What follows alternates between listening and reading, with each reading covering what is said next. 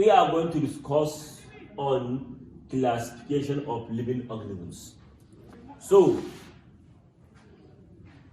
we are going to look into the word classification. Meaning, classification means the act of grouping.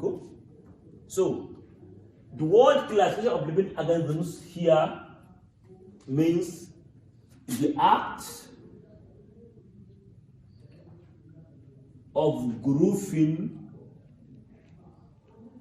organisms on the basis of their similarities.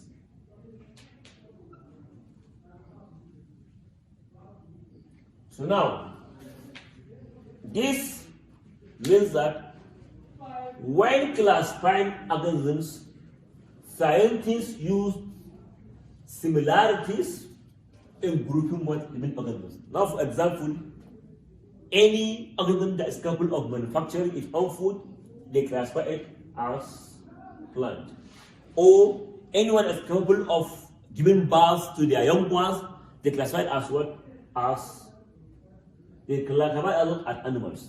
Even among animals, those that live in water, they call them aquatic. Those that live on land, they call it terrestrial. So they classify the organisms based on what? On similarities. So now, but who was the first scientist to develop this idea of classification? So in the year 1707 to the year 1778, a Swedish botanist known as Carolus Linnaeus, he was the first to classify living organisms. So, but in his classification, he only classified organisms into two broad groups. Only two? Into plants and animal kingdoms. Remember, he is a botanist and also is from Sweden. So now this, but as age goes on, then scientists in the modern world or in the modern age goes on to reclassify these organisms into 5 kingdoms. We call it the modern classification. The modern classification. They move on to reclassify these 2 into 5. The first one is kingdom Monera. The second one is the protists. The third is the mycota, also known as fungi. The fourth is plant, and the fourth is animal. Carolus Linnaeus, he is able to classify these organisms into only 2, plant and animal. But in modern age, scientists put an effort to reclassify it into 5 different kingdoms: the Monerans, the protists, the mycota, fungi, the plants, and also animal kingdom. So now, let us look into the first one, the Monerans.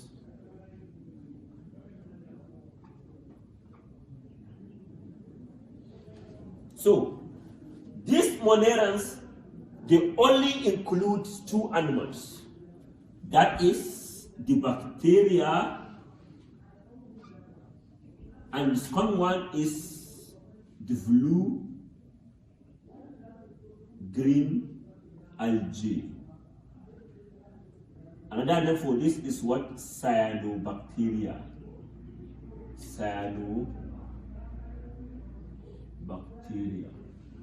So, organisms in this kingdom, they are the simplest living organisms.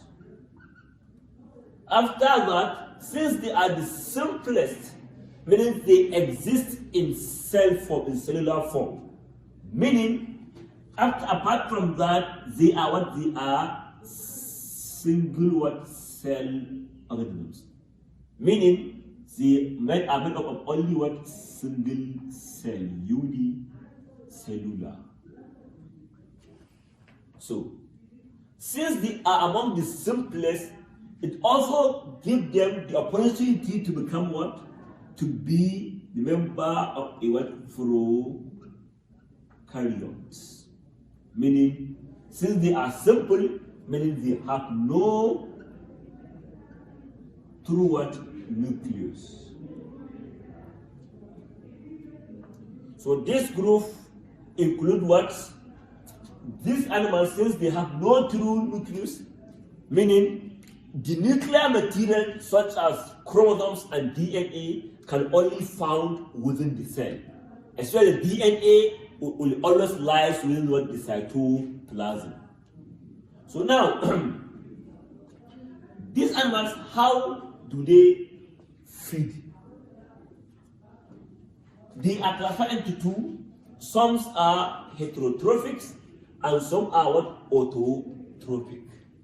Now, for example, bacteria in this case is heterotrophic in nature. The word heterotrophic comes to the fact that this animal cannot manufacture their own food, but rather they depend on other organisms. Meaning bacteria can manufacture their own food. But the like of blue-green algae or cyanobacteria, they are known as the autotrophs. Meaning those that are capable of manufacturing their own food by themselves. So this is all we are going to discuss on this group. Now let us talk about the protists.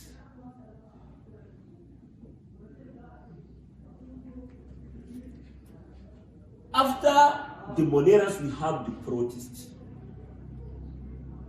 Just like monerans, protists, they are unicellular.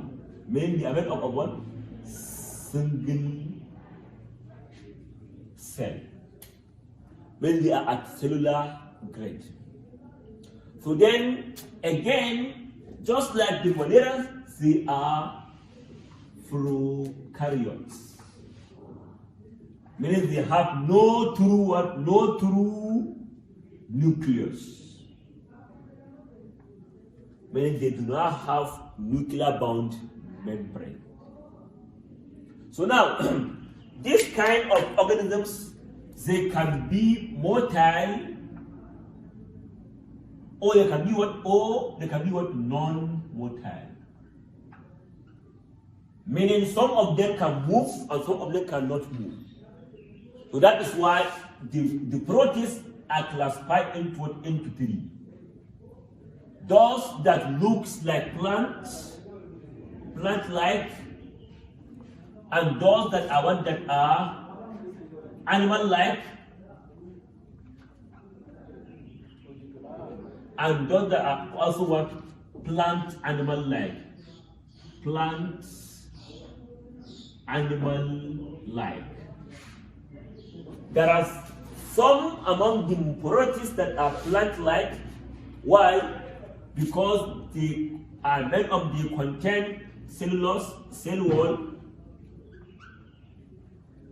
and chloroplast for photosynthesis. Example of this is Chlamydomonas. Then those that are animal-like, meaning they cannot manufacture their own food, they have to depend on other organisms for nourishment. They are the like of, e.g., like of amoeba, and also what? Paramecium. So those that are animal plant-like, meaning they resemble animal, and also at the same time they resemble what? Plant. Meaning they have features of animal and as well as features of plant, is the like of what? Iglina.